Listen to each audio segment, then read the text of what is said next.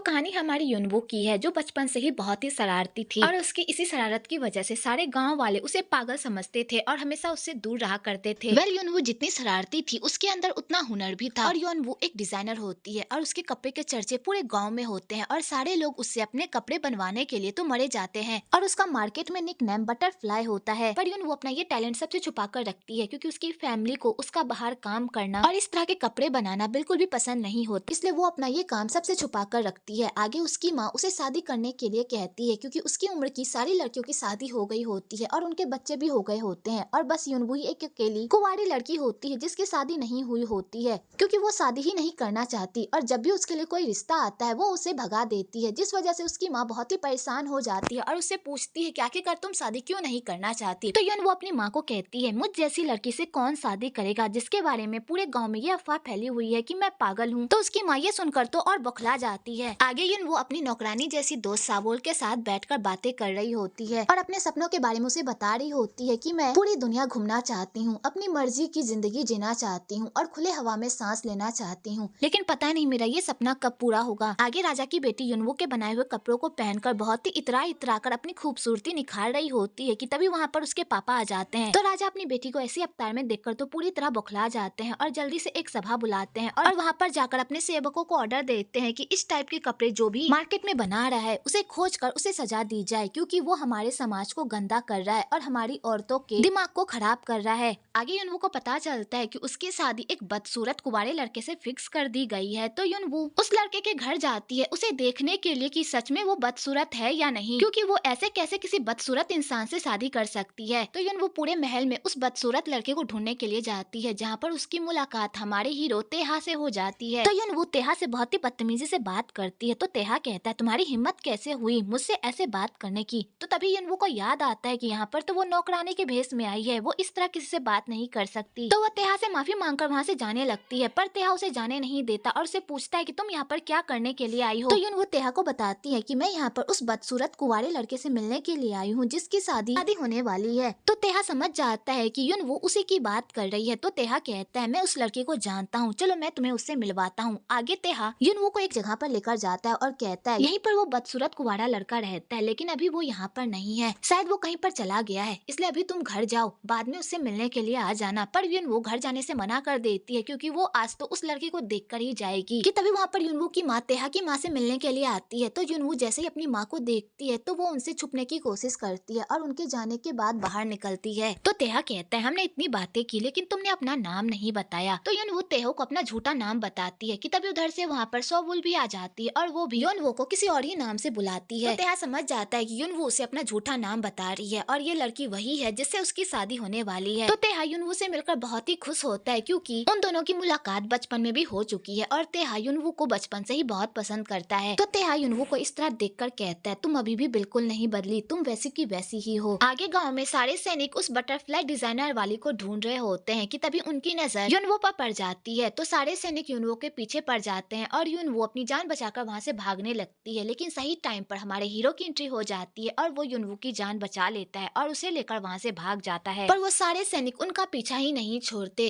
तो वो दोनों सारे सैनिकों से अपनी जान बचाकर भाग ही रहे होते हैं कि तभी उनकी मुलाकात एक हरी आंख वाली औरत से होती है और वो औरत उन दोनों की सैनिकों से छुपने में हेल्प करती है। आगे वो लोग हरी आंख वाली औरत का शुक्रिया अदा करते हैं और कहते हैं, हम आपके लिए क्या कर सकते हैं, आपने हमारी हेल्प की। तो वो हरी आंख वाली औरत कहती है, अभी तो मैं जल्दबाजी में हूँ, लेकिन जब वक्त आएगा तो मैं तुम लोगों से इसका हर्जाना मांग लूंगी। और वो औरत ये कहकर वहाँ से चली जाती है। आगे सोबुल भी वहाँ पर आ जाती है और युनवो को वहाँ से लेकर चली जाती है, लेकिन इस चक्कर में युनवो अपना घड़ी वहीं पर भूल जाती है। तो तेहा उस घड़ी को उठा लेता है और अपने पास रख लेता है। आगे युनवो की माँ को भी उसके काम के बारे में पता चल जाता है, जिस वजह से उसकी माँ उसे खूब डांटती है। तो युनवो भी कहती है, इस तरह के कपड़े डिजाइन करना कोई पाप नहीं है, मैं भी काम करना चाहती हूँ, अपने पैरों पर खड़ी होना चाहती हूँ, दुनिया घूमना चाहती हूँ, अपनी लाइफ अपनी मर्जी के हिसाब से जीना चाहती हूँ, क्या मैं इतना भी डिजर्व नहीं करती। तो उसकी माँ कहती है, हम जिस समाज में रहते हैं उस समाज में हम जैसी औरतों को ऐसे काम शोभा नहीं देते, इसलिए चुपचाप अपना ये सारा कारनामा बंद कर दो और जिससे हमने तुम्हारी शादी फिक्स की है उससे चुपचाप शादी कर लो और हमारी इज्जत रख लो। तुमने जरा सा भी सोचा है, तुम्हारे इस कारनामे के बारे में राजा को पता चल गया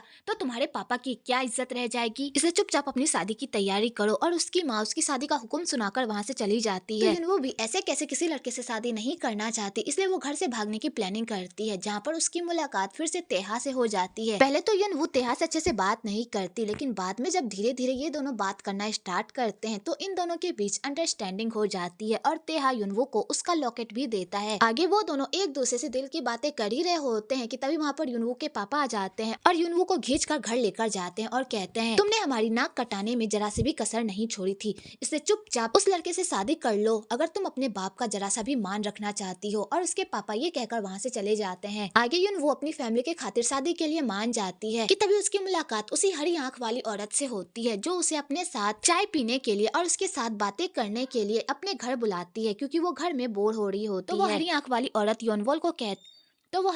औरत योनवो को कहती है, तुम अपनी लाइफ से जो चाहती हो वो तुम्हें नहीं मिल रहा ना, इसलिए तुम सैड हो ना, लेकिन तुम टेंशन मत लो, जो तुम्हारी किस्मत में जो लिखा है वो तुम्हें मिलकर ही रहेगा। बहुत जल्द तुम बहुत ही लंबी यात्रा पर जाने वाली हो, वहाँ जाकर वो ढूंढना जिसकी तुम्हें चाह है। तो युनवू को हरी आंख वाली औरत की बातें समझ में ही नहीं आती कि आखिरकार वो क्या बोल रही है। आगे उन दोनों के शादी का दिन भी आ जाता है और उन दोनों की शादी होने लगती है। तो तेहा यहाँ पर भी अपनी शकल किसी को भी नहीं दिखाता और तो बेचारी युनवू टेंशन में रहती है कि उसका होने वाला पति सच में बदसूरत तो नहीं है। आगे उन दोनों की सौगात की बारी आती है, जहाँ पर युनवू अपने पति को देखती है तो उसका पति बहुत ही हैंडसम होता है और युनवू अपने पति को देखकर बहुत ही खुश होती है। तो तेहा यहाँ पर उससे प्यार मोहब्बत की बातें करने के बजाय उससे डाइवोर्स लेने की बातें करता है। तो युनवू ये बात सुनकर पूरी तरह शॉक्ड हो जाती है कि आखिरकार वो उससे डाइवोर्स लेना क्यों चाहता है। तो तेहा उसे बताता है कि मेरी फैमिली ने तुम्हारी फैमिली से झूठ बोला है, मुझे दिल की बीमारी है और मेरी कभी भी मौत हो सकती है और मुझ जैसा लड़का तुम जैसी अच्छी लड़की के लायक नहीं है, इसलिए मैं तुमसे डाइवोर्स लेना चाहता हूँ। तो युनवू ये बात सुनकर तो पूरी तरह शॉक्ड हो जाती है, लेकिन वो शांति से इस मामले को हैंडल करती है और वो कहती है, अगर ऐसी ही बात है तो मैं इस तरह कुंवारी नहीं मरना चाहती, हमारे पास जितने भी पल बचे हुए हैं मैं इस पल को खुशी से जीना चाहती हूँ। और यहाँ पर युनवू तेहा को सेड्यूस करने की कोशिश करती है, पर तेहा उसे रोकता है और कहता है, प्लीज ऐसा मत करो, इससे कोई फायदा नहीं होने वाला।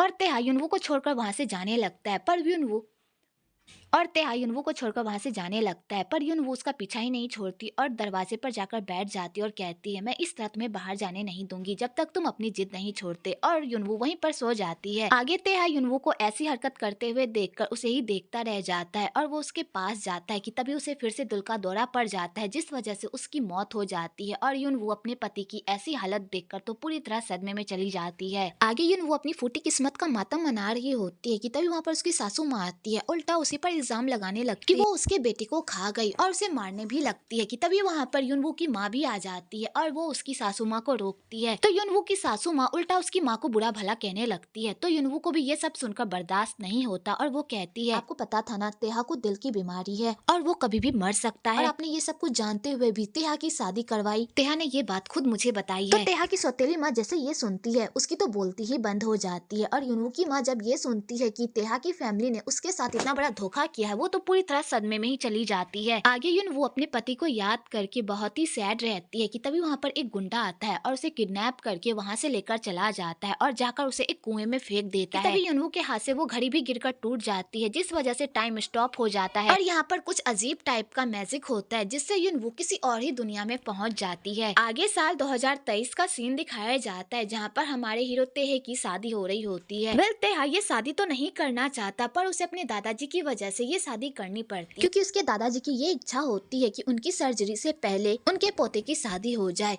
उसके बाद ही वो सर्जरी करवाएंगे। तो तेहा अपने दादाजी की वजह से एक नकली शादी का ड्रामा रचता है और उसने जिस लड़की को अपने साथ शादी करने के लिए हायर किया होता है वो लड़की टाइम पर आती ही नहीं। तो तेहा पूरी तरह परेशान हो जाता है कि अगर वो लड़की नहीं आई तो उसके दादाजी को बहुत बड़ा शौक लगेगा और वो अपने दादाजी की नजरों से गिर भी जाएगा। कि तभी तेहा की नजर युनवू पर पड़ती है जो पूल में डूब रही होती है। तो तेहा उसकी जान बचाता है। तो युनवू जैसे ही तेहा को देखती है उसे अपना पति याद आ जाता है और वो तेहा को अपना पति समझकर उसे अपने गले लगा लेती है और उसे गले लगाकर खूब रोती है। तो तेहा को समझ में नहीं आता कि ये औरत उसे अपना पति क्यों कह रही है। तो वो उससे दूर भागता है क्योंकि उसे लगता है कि ये औरत पागल है। कि तभी उसका सेक्रेटरी होंग उसे बताता है कि दादाजी हॉल में आ गए हैं लेकिन अभी तक आपकी दुल्हन नहीं आई है। तो तेहा को कुछ भी नहीं सोचता, तो वो सीधा युनवू के पास जाता है और उसे शादी के लिए प्रपोज कर देता है और इसके बदले उसे उसके घर वापस भेजने का वादा भी करता है। तो युनवू शादी के लिए हाँ कर देती है क्योंकि उसे लगता है कि तेहा उसका पति है और वो अपने पति से ही दोबारा शादी कर रही है। आगे युनवू अच्छे से रेडी होकर बाहर आती है तो तेहा युनवू को देखता ही रह जाता है। उसके बाद तेहा युनवू को समझा बुझाकर वेडिंग हॉल में लेकर जाता है, जहाँ पर उन दोनों की शादी की सारी रस्में होती है। तो दादाजी अपने पोते की शादी होते देखकर बहुत ही खुश होते हैं और बहुत एक्साइटेड भी होते हैं। आगे उन दोनों के किस की बारी आती है तो दादाजी भी बहुत ही जोर शोर से उन दोनों को किस करने को कहते हैं। तो वो दोनों किस तो करते हैं पर थम किस करते हैं और इस किस के बाद तो युनवू बेहोश हो जाती है। आगे दादाजी तेहा से पूछते हैं कि तुम्हारी दुल्हन को क्या हुआ, तो तेहा अपने दादाजी को बताता है कि वो ट्रेवल करके आई है ना, जिस वजह से वो थक गई है, इसलिए वो बेहोश हो गई है, आप उसकी फिक्र मत कीजिए। और तेहा अपने दादा को समझा बुझाकर वहाँ से भेज देता है। आगे युनवू को होश आता है तो वो तेहा को अपना पति मानती है और जोसोन की ही बातें करने लगती है। तो तेहा उसकी बातों को सुनकर पूरी तरह उब जाता है और उसे बताता है कि ये जोसोन नहीं बल्कि कोरिया है। पहले कोरिया का नाम जोसोन था, लेकिन अब उसका नाम बदलकर उसे कोरिया रख दिया गया है और तुम कोरिया में हो ना कि जोसोन में। तो युनवू कहती है जोसोन हो या कोरिया जो भी हो, लेकिन तुम तो मेरे पति हो ना, ये बात तो तुम नहीं झुटला सकते कि मैं तुम्हारी वाइफ हूँ। तो तेहा कहता है हम दोनों की शादी एक नकली शादी है, ना मैं तुम्हारा पति हूँ और ना ही तुम मेरी पत्नी, इसलिए बेकार का रिश्ता बनाने की कोशिश मत करो। और तेहा अपने सेक्रेटरी होंग को युनवू की सारी जिम्मेदारी सौंप कर वहाँ से चला जाता है। आगे होंग युनवू को डॉक्टर के पास लेकर जाता है ताकि वो उसके दिमाग का चेकअप करवा सके, लेकिन युनवू तभी वहाँ से भाग जाती है और कोरिया में पागलों की तरह इधर उधर घूमती फिरती है, क्योंकि उसे समझ ही नहीं आ रहा होता है कि वो अपने घर वापस जाए तो जाए कैसे। दूसरी तरफ तेहा की सौतेली माँ को जब पता चलता है कि उसके सौतेले बेटे ने चोरी छुपे शादी कर ली है तो वो ये न्यूज सुनकर तो पूरी तरह शॉक्ड हो जाती है। आगे युनवू तेहा की फोटो देखकर एक बिल्डिंग में घुसने की कोशिश करती है, पर उसे वहाँ का सिस्टम समझ में ही नहीं आता और इन्हीं सब के चक्कर में युनवू की मुलाकात अपने सौतेले देवर तेमिन से होती है और इन दोनों की पहली मुलाकात बहुत ही खराब होती है और ये दोनों एक दूसरे को देखकर सिर्फ गालियां ही देते हैं। दूसरी तरफ होंग तेहा को बताता है कि युनवू गायब हो गई है, पता नहीं वो कहाँ चली गई है। तो तेहा कहता है शायद वो अपने घर चली गई होगी,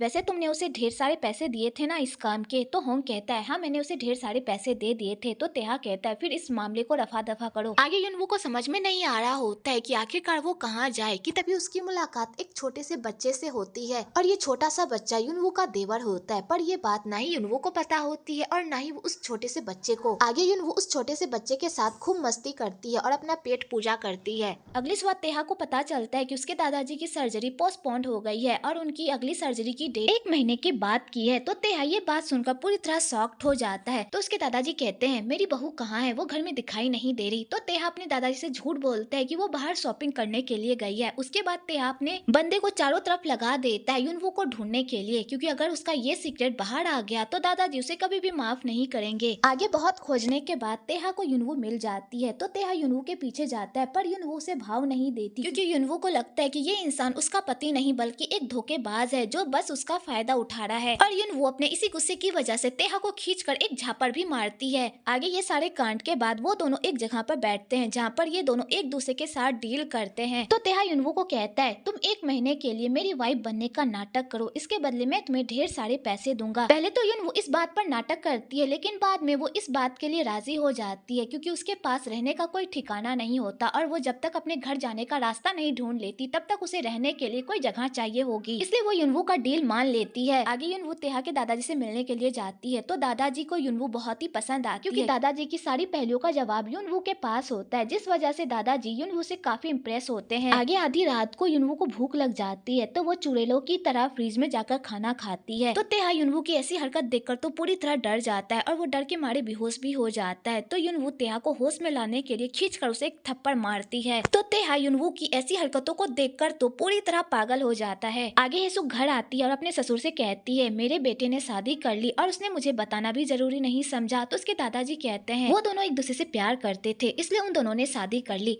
इसमें बुरा मानने वाली क्या बात है। और दादाजी बात को टाल देते हैं। तो हेसुक समझ जाती है कि ये बुढ़ा बात को टाल रहा है। वेल, कहानी को आगे बढ़ाने से पहले मैं आपको हेसुक के बारे में कुछ बता देती हूँ। हेसुक तेहा की सौतेली माँ होती है और वो पूरी कंपनी पर राज करना चाहती है, पर तेहा उसे उसके मंसूबे में कामयाब होने नहीं देता, जिस वजह से ये दोनों एक दूसरे के जानी दुश्मन होते हैं। और दादाजी भी तेहा का ही साथ देते हैं, क्योंकि उन्हें लगता है कि तेहा में वो काबिलियत है जिससे वो कंपनी को आगे तक ले जा सकता है। और यही बात हेसुक को पसंद नहीं होती और उसकी आंखों में खटकती है। आगे हेसुक अपनी सौतेली बहू से मिलने के लिए तेहा के घर पर जाती है। तो योनवू जैसे ही हेसुक को देखती है वो उसे देखकर पूरी तरह शॉक्ड हो जाती है। तो हेसुक योनवू को कुछ कहने ही वाली होती है कि तभी वहाँ पर तेहा आ जाता है और वो अपनी सौतेली माँ को कहता है आप यहाँ पर क्या करने के लिए आई हैं? तो हेसुक कहती है तुम कैसी बात कर रहे हो, मैं अपनी बहू से मिलने के लिए आई हूँ। तो तेहा कहता है इसकी कोई जरूरत नहीं है, आप यहाँ से जाइए। चाहिए। तो हेसुक युवोन को कहती अगले हफ्ते पापा का बर्थडे है, तुम भी उस पार्टी में आना। और हेसुक ये कहकर वहाँ से चली जाती है। आगे युवोन तेहा से उसकी फैमिली के बारे में जानने की कोशिश करती है, पर तेहा उसे अपनी फैमिली मैटर से दूर रहने को कहता है और इसी बात को लेकर दोनों में बहस हो जाती है और युवोन गुस्सा होकर रूम में चली जाती है। तो युवोन अपने घर वापस जाने के रास्ते ढूंढने लगती है कि तभी उसके दिमाग में एक आइडिया आता है कि वो जिस रास्ते से इस दुनिया में आई है वो उसी रास्ते से अपनी दुनिया में भी तो जा सकती है ना। तो वो उस जगह की तलाश करने लगती है, जिस वजह से उसे बहुत सारी प्रॉब्लम का सामना भी करना पड़ता है। दूसरी तरफ होंग मैरिज कॉन्ट्रैक्ट बनाकर घर आता है और वो युवोन से साइन करवाने के लिए रूम में जाता है, लेकिन वहाँ जाकर उसे पता चलता है कि युवोन तो घर में है ही नहीं। तो वो लोग परेशान हो जाते हैं कि आखिरकार युवोन गई तो गई कहाँ। आगे युवोन उस पुल के पास पहुँच जाती है कि तभी वहाँ पर तेहा भी आ जाता है और युवोन को कहता है तुम कहाँ चली गई थी। तो युवोन कहती है मुझे अपने घर जाने का रास्ता मिल गया है और वो उसे अलविदा कहकर पुल में छलांग मार देती है, पर इससे भी कोई फायदा नहीं होता और तेहे आकर उसे बचा लेता है और उसे बाहर निकालता है और कहता है तुम क्या पागल हो गई हो, क्या तुम इस तरह अपने घर वापस जाओगी। और यहाँ पर तेहा युवोन को खूब डांटता है और कहता है जब से तुम मुझे मिली हो तब से तुम मेरे लिए सिर्फ परेशानी ही खड़ी कर रही हो, क्या तुम्हें कोई आइडिया है। तो युवोन कहती है हाँ मुझे पता है, लेकिन मैं क्या करूँ, मुझे अपने घर वापस जाना है, मुझे यहाँ पर नहीं रहना। और वो ये कहकर रोने लगती है। तो तेहा को बिल्कुल भी अच्छा नहीं लगता और वो कहता है मैं तुमसे वादा करता हूँ मैं तुम्हारे घर को ढूंढने में तुम्हारी हेल्प करूंगा। और तेहा युवोन को समझा बुझाकर घर वापस लेकर चला जाता है। आगे वो दोनों अपने अपने हिसाब से कॉन्ट्रैक्ट बनाते हैं और कॉन्ट्रैक्ट पेपर साइन कर देते हैं। अगली सुबह तेहा अपना चेकअप करवाने के लिए जाता है क्योंकि 5 साल पहले उसका हार्ट ट्रांसप्लांट हुआ होता है और रिसेंटली उसके साथ बहुत ही अजीब अजीब से हादसे हो रहे होते हैं। उसका दिल अचानक से जोर जोर से धड़कने लगता है और वो इसी बात का पता लगाने के लिए डॉक्टर के पास जाता है। तो डॉक्टर उसे पूछता है कि तुम्हारा दिल कब जोर से धड़कने लगता है। तो तेहा को याद आता है कि जब भी वो योनवोल को देखता है तभी उसके दिल में घंटियां बजती है। तो डॉक्टर समझ जाता है कि ये सारा प्यार का मामला है और उसे किसी से प्यार हो गया है, पर तेहे इस बात से इनकार कर देता है। आगे यून वो अपनी अजीब अजीब हरकतों से तेहा का दिमाग खाती है और तेहा उसके ऐसे बचपने को देखकर तो पूरी तरह परेशान हो जाता है और उसे समझ में नहीं आता कि वो इस लड़की को हैंडल करे तो करे कैसे। आगे तेहा हेसुक का प्रोजेक्ट छीनकर खुद ही उस प्रोजेक्ट को करने लगता है। तो हेसुक को ये देखकर बहुत ही गुस्सा आता है कि तभी उसकी सेक्रेटरी आकर उसे बताती है कि वो जिस प्रोजेक्ट पर काम कर रही थी उस प्रोजेक्ट की पेंटिंग कहीं खो गई है। तो वो ये बात सुनकर शॉक तो हो जाती है, लेकिन वो इस बात का खुशी भी मनाती है क्योंकि अब ये प्रोजेक्ट तेहा के हाथ में होता है और अगर इस प्रोजेक्ट में कोई भी गड़बड़ी हुई तो इसका सारा इल्जाम तेहा पर जाएगा। आगे हेसुक अपने बेटे को कंपनी ज्वाइन करने को कहती है, पर उसका काम करने का कोई मन नहीं होता क्योंकि वो एक नंबर का निठल्ला और लड़कीबाज होता है। तो इस बात पर हेसुक को बहुत ही गुस्सा आता है और वो कहती है मेरी लाइफ की सबसे बड़ी गलती है तुम जैसे नालायक बेटे को पैदा करना। तो तेमिन को इस बात पर बहुत ही गुस्सा आता है, जिस वजह से वो अपना हाथ जख्मी कर लेता है। तो उसकी माँ कहती है अगर गुस्सा निकालना ही है तो सही जगह पर निकालो, ना कि खुद पर। आगे तेमिन अपना गुस्सा निकालने के लिए सीधा अपनी भाभी के पास जाता है और उसे जबरदस्ती अपने कार में बिठाकर तेहा के ऑफिस लेकर जाता है। तो युनवू को जैसे ही पता चलता है कि ये तेहा का ऑफिस है वो वहाँ से भागने लगती है, पर तेमिन उसे जाने नहीं देता, जिस चक्कर में उसके हाथ पर चोट लग जाती है। तो युनवू जैसे ही देखती है कि तेमिन के हाथ में इतना बड़ा जख्म है तो उसे बहुत ही बुरा लगता है। तो वो उसके हाथों पर पट्टी बांधती है और उसे डॉक्टर को दिखाने को कहती है। और तो तेमिन ये देखकर युनवू को ही देखता रह जाता है और युनवू इसी मौके का फायदा उठाकर वहाँ से भाग जाती है और तेमिन देखता ही रह जाता है। आगे योवुन होंग और तेहा से टकरा जाती है। तो तेहा कहता है तुम यहाँ पर क्या कर रही हो, मैंने तुम्हें घर पर रहने को कहा था ना। तो योवुन उसे कुछ कहने ही वाली होती है कि तभी उसकी नजर उस पेंटिंग पर पड़ती है। तो वो जैसे उस पेंटिंग को देखती है तो वो समझ जाती है कि ये पेंटिंग तो नकली है। तो वो ये बात तेहा को बताती है, पर तेहा उसकी बातों पर यकीन नहीं करता। लेकिन जब योवुन उस पेंटिंग की सारी डिटेल्स उसे बताती है तो तेहा इसकी पूछताछ करता है। तो उसे पता चलता है कि ये पेंटिंग सच में नकली है और असली पेंटिंग कहीं खो गई है। तो बेचारा तेहा पूरी तरह परेशान हो जाता है कि तभी योवुन उसे बताती है कि कल मैंने होटल में उस पेंटिंग को ले जाते हुए देखा था। तो वो लोग उस पेंटिंग को ढूंढने के लिए स्टोर रूम में चले जाते हैं। दूसरी तरफ सारे क्लाइंट ऑफिस में आ जाते हैं उस पेंटिंग को देखने के लिए। तो सारे क्लाइंट्स को आर्ट गैलरी से दूर रखने के लिए एक टेक्निक अपनाता है और उन लोगों को बिजी रखता है, पर ये सुकून लोगों के प्लान पर पानी फेर देती है और सारे क्लाइंट्स को आर्ट गैलरी लेकर चली जाती है। जब सारे क्लाइंट्स आर्ट गैलरी जाते हैं और उन्हें वहाँ पर वो पेंटिंग नहीं दिखती तो वो लोग बहुत ही मायूस होते हैं। लेकिन तभी सही टाइम पर तेहा उस पेंटिंग को लेकर आ जाता है और सारे क्लाइंट्स को वो पेंटिंग दिखाता है। तो सारे क्लाइंट्स तेहा की मेहमान नवाजी को देखकर बहुत ही खुश होते हैं और खुशी खुशी वहाँ से चले जाते हैं। आगे दादाजी भी तेहा की इस कामयाबी के लिए उसे शाबाशी देते हैं और बेचारी हेसुक का सारा प्लान चौपट हो जाता है।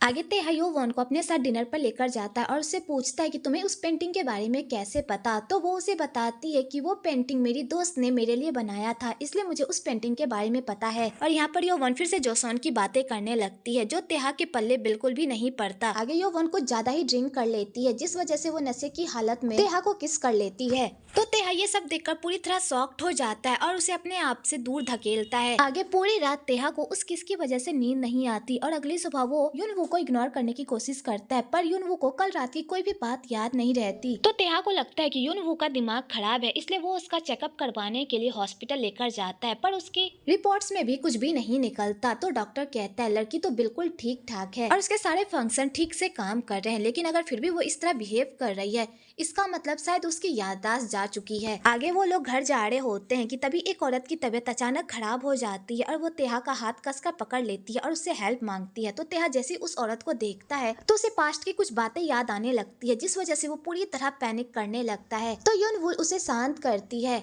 आगे युनवू होंग से पूछती है कि तेहा को क्या हुआ है, कहीं उसे कोई बीमारी तो नहीं है। तो होंग युनवू को कुछ भी नहीं बताता, बस वो उसे इतना बताता है कि काम की वजह से वो टेंशन में आ गए थे जिस वजह से उनकी तबीयत खराब हो गई। आगे पूरी रात युनवू तेहा का ख्याल रखती है क्योंकि उसे देखकर उसे अपना मरा हुआ पति याद आता है। दूसरी तरफ जब हेसुक को पता चलता है कि तेहा की तबीयत खराब है तो वो उससे मिलने के लिए आती है, पर युनवू उसे नहीं मिलने देती और उसे बाहर से ही विदा कर देती है। तो हेसुक को बहुत ही गुस्सा आता है। अगले दिन युनवू तेहा की फिक्र करती है जो तेहा को बिल्कुल भी अच्छा नहीं लगता और वो कहता है मेरी फिक्र करने के बजाय खुद की फिक्र करो और यहाँ पर जिस काम के लिए आई हो उस काम पर फोकस करो। तो युनवू को ये बात सुनकर बहुत ही बुरा लगता है। आगे तेहा युनवू को अपनी पूरी फैमिली की डिटेल्स बताता है ताकि वो दादाजी के घर जाकर कोई गलती ना करे। आगे वो लोग दादाजी के घर जाते हैं तो युनवू बहुत ही अच्छे से सारा मामला संभालती है और किसी को भी युनवू पर शक नहीं होता। पर यहाँ पर हेसुक तेहा को नीचा गिराने की बहुत कोशिश करती है पर उसका कोई भी प्लान काम नहीं करता। आगे दादाजी के घर पर योवन की मुलाकात सावोल से होती है। तो युनवू जैसे सावोल को देखती है तो वो कहती है तुम ही हो ना सावोल। तो सावोल भी अपने इमोशन पर कंट्रोल नहीं कर पाती और उसे बता देती है कि हाँ वही है। तो युनवू कहती है तुम यहाँ पर कैसे आई। तो सावोल कहती है जिस दिन उस नकाब पोस ने आपको कुएं में फेंका था तो मैं भी आपके पीछे गई थी